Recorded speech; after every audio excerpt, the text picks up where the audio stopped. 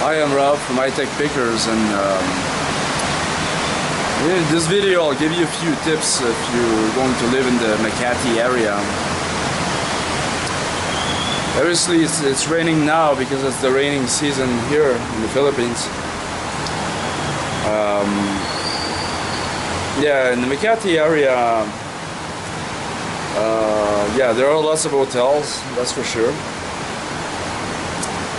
If you need to go around, if you need transportation, I'd highly recommend that you take Grab and don't take a taxi, because they will try to rip you off.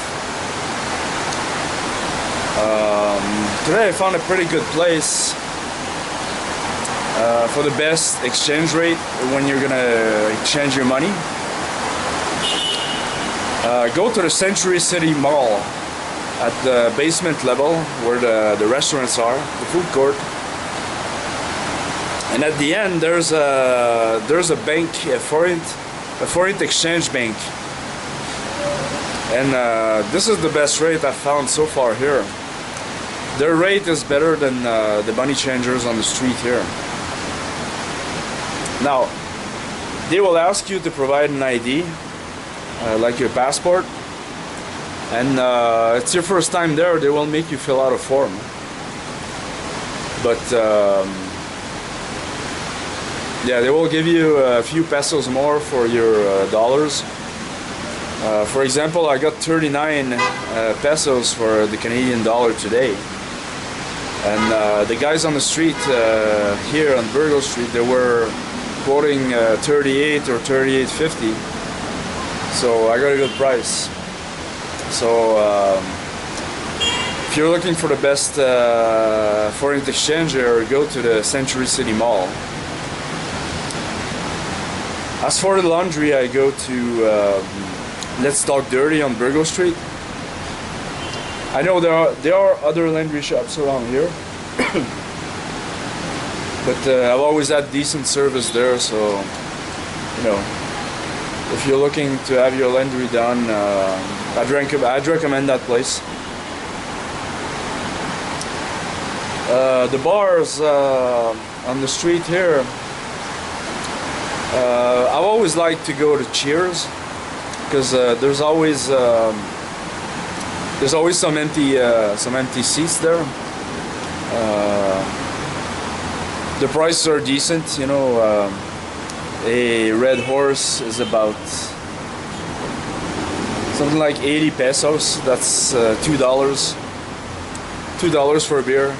I mean, if you think about it, in Canada you'll never find any place where you can have a beer and pay $2 for it. So yeah, the Cheers bar on Burgo Street.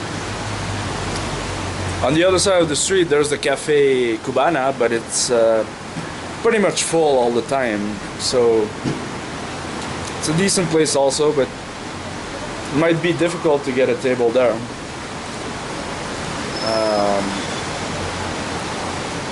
The restaurants, of course, there's the filling station. It's probably the best restaurant in Manila. You can't miss that place. It's an American diner style, and the owner is a big antique collector. So the restaurant is full of antiques on the ceilings, on the walls.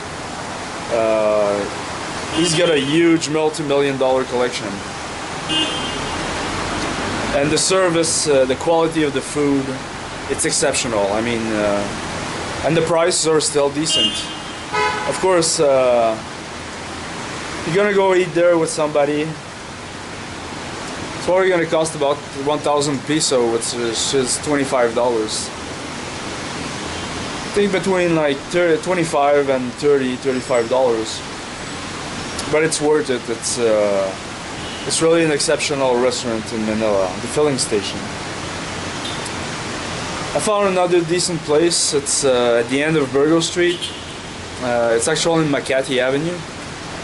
It's a French submarine restaurant, sandwich restaurant. So I got to have a good French baguette sandwich for less than 300 pesos. That was I think 265 pesos with a can of 7-Up. So that's about $6. So it's very decent. On Makati Avenue, there's the Subway. You can get a Subway sandwich just like you would get at home, and for a 12-inch sandwich, you can get a good one for about $6. So the prices are very good. There are other places, of course. You gotta watch out. Some places have a service charge. You don't see that in the price when you look at the menu, but when you get the bill, there's some kind of charge that's been added to the bill.